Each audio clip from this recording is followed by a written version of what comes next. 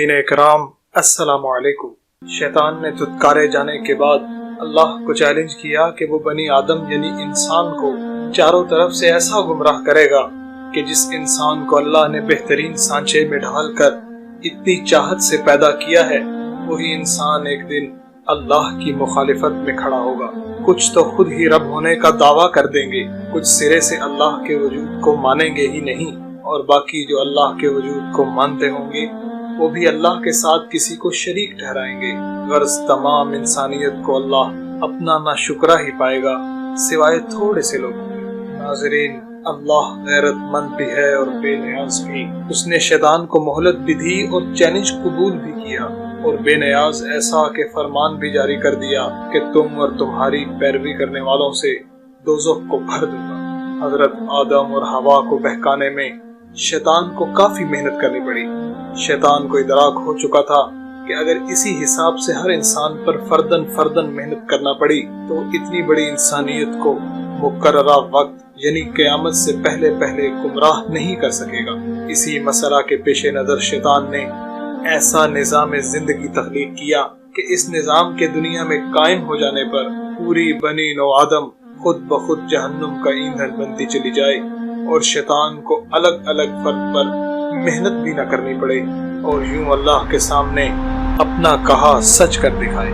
شیطان چونکہ خود عملی دنیا کے لیے تخلیق نہیں کیا گیا، اس لیے وہ خود اس نظام کو رائج نہیں کر سکتا۔ وہ اپنا تخلیق کردہ نظام ایسے گمراہ شدہ انسانوں کے دماغ پر نازل کرتا ہے جو شیطان کے سامنے اپنی روح کا سودا کر چکے ہوتے ہیں۔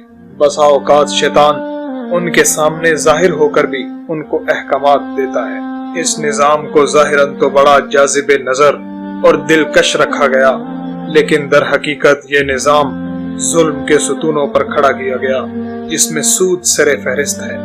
سودی نظام رائج کرنے کا مقصد تمام انسانوں کی محنت کی کمائی کو جمع کر کے ان لوگوں کے ہاتھ میں دینا تھا جو شیطانی ایجنڈا پر کام کرتے ہیں، تاکہ لوگ اپنی بنیادی ضرورت اور کمزوری یعنی بھوک کے ہاتھوں مجبور ہو کر جانے انجانے میں ان قوتوں کے ایجنڈے پر چلیں جو شیطانی نظام کے علم بردار ہیں۔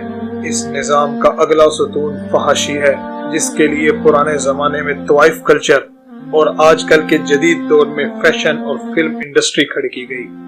شہرت اور گلیمر کو ایک محصور کن خواب بنا کر پیش کیا گیا، اور عورت کو آزادی کے نام پر گھر کے پردہ سے نکال کر کاروباری اداروں کی زینت بنایا گیا، اور مقصد تھا کہ انسان کی ایک اور بنیادی ضرورت اور کمزوری یعنی شہوت کا استحصال کیا جائے، تاکہ انسان اللہ کی حدود سے نکل کر پاکیزگی کھو دے اور فلاح کا راستہ بھول جائے، کیونکہ قرآن میں اللہ تعالیٰ فرما چکا ہے کہ جو پاک رہا وہ کامیاب ہوا۔ چونکہ شیطانی نظام فحاشی، عیاشی، دولت، شہرت، بے باکی اور چالاکی پر مبنی ہے، اس لیے پیسہ، شہرت اور عورت کے لالچی لوگ اس نظام کے لیے شوق سے کام کرتے ہیں، اور نظام تیزی سے پھیلتا ہے۔